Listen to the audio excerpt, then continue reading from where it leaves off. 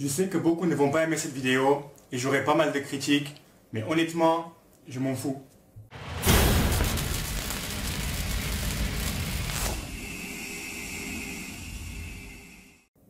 Tout d'abord, qu'est-ce que c'est faire une prise de masse? En théorie, faire une prise de masse, c'est de manger plus que ce que ton corps a besoin pour maintenir ton poids, pour que ces calories te servent à construire du muscle. Mais pour 99% des personnes, faire une prise de masse, c'est manger autant que possible pour prendre le plus de poids possible sur la balance.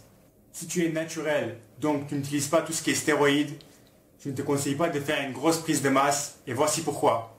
À ton avis, quelqu'un de naturel qui s'entraîne depuis 2-3 ans, qui mange ce qu'il faut, il a un bon programme de musculation, il dort bien et il récupère bien, il a plus ou moins une bonne génétique. À ton avis, cette personne, combien de kilos de muscle est-elle capable de construire en un an? Ça sera 3 voire 4 kilos de muscle maximum. Oui, ça ne sera pas plus que 4 kilos, je te le garantis. Tu peux me dire que 3-4 kilos, c'est pas possible. Mais oui, imagine tu construis 4 kilos de muscle par an. Et en 5 ans de musculation, ça te fait plus de 20 kilos de muscle déjà. Je dis plus de 20 kilos, car en général, ta première et la deuxième année, tu peux construire un peu plus. Donc 20 kilos de muscle sur une personne, ça fait une énorme différence. Maintenant, quand quelqu'un fait une prise de masse, ça dure combien de temps en général? Vers les 5-6 mois. À ton avis, en 5-6 mois, combien de kilos de muscle cette personne va construire? 1 voire 2 kilos de muscle maximum s'il fait tout correctement. Et en général, après combien de kilos cette personne va être satisfaite de sa prise de masse? Ça sera au minimum après 10 kilos et encore. Car prendre 2 kilos en 1 mois en prise de masse, pour beaucoup, c'est très peu. Et donc, qu'est-ce qui se passe? Quand tu prends du poids sur la balance, c'est soit du muscle, soit de la graisse et soit de l'eau.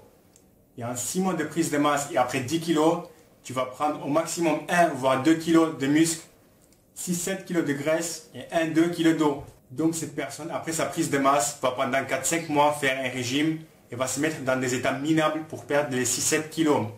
Et à l'occasion perdre un peu de muscle. Car oui, quand on fait un régime, c'est presque impossible de perdre 100% de graisse. Et donc en 1 an, en réalité, cette personne a construit 1 ou 2 kilos de muscle.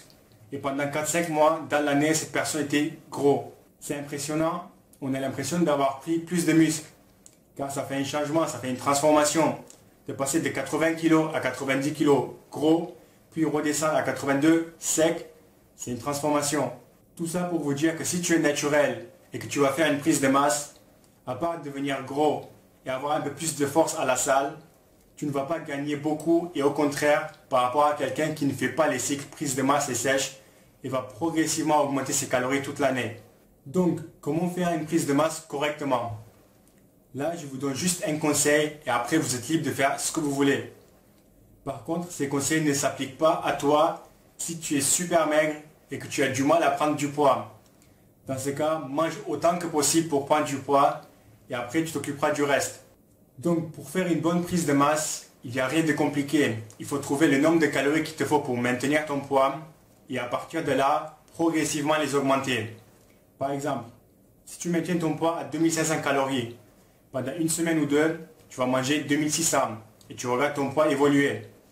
Quand tu stagnes, tu passes à 2007, puis à 2008, 2009. Et en même temps, tu regardes ce qui se passe dans le miroir et le tour de ton ventre. Et là, tu as deux situations. Soit ton poids augmente sur la balance et tu vois toujours tes abdos. Donc là, c'est parfait, tu peux toujours continuer à augmenter tes calories. Soit ton poids augmente sur la balance et ton tour de ventre aussi. Et dans ces cas, je te conseille de continuer 1 ou 2 semaines sans augmenter tes calories. Et tu verras que ton corps va s'adapter et tu vas commencer à perdre le ventre avant de continuer à progresser. Et tu n'es pas obligé de compter tes calories tous les jours. Au bout de quelques semaines, si tu manges plus ou moins la même chose, ça va devenir facile de savoir si tu manges la quantité qu'il te faut. Moi, dans la semaine, je compte 3 voire 4 jours mes calories. Le reste, c'est plus ou moins. Bon, quoi manger pendant une prise de masse? Si tu crois qu'il y a des aliments spécifiques pour la prise de masse et des aliments spécifiques pour la perte de poids, tu te trompes.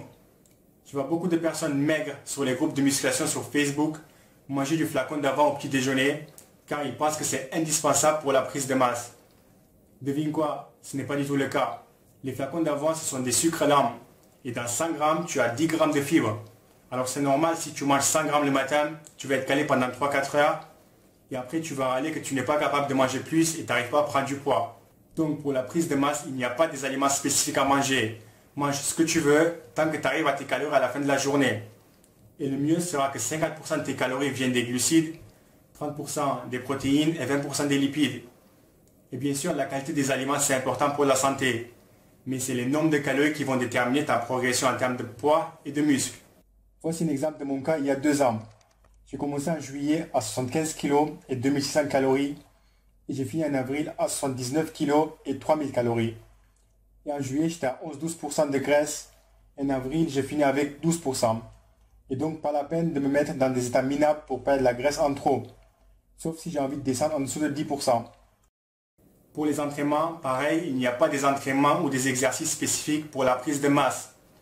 Quand quelqu'un te dit qu'il faut faire des séries de 6-10 pour la prise de masse et 8-12 pour la sèche, c'est du n'importe quoi. Idéalement, il faut travailler chaque groupe musculaire 2-3 fois par semaine, avec 3-4 exercices chaque et des séries qui varient entre 3-4 répétitions jusqu'à 15-20 répétitions.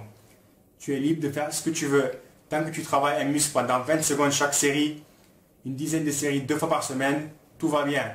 Et pour le cardio, si tu penses que juste parce que tu fais 15-20 minutes de cardio tous les jours à la fin de ta séance, que tu ne vas pas construire du muscle ou tu ne vas pas prendre de la masse, tu te trompes.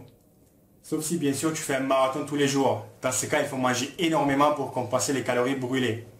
Donc pour tout résumer, si tu es très maigre, mange et mange le plus possible. Sinon, et si tu es naturel, je te conseille de ne pas faire une prise de masse à fond, car tu vas finir par être gros. Augmente progressivement tes calories et suis ta progression. Il ne faut pas dépasser les 1 kg par mois.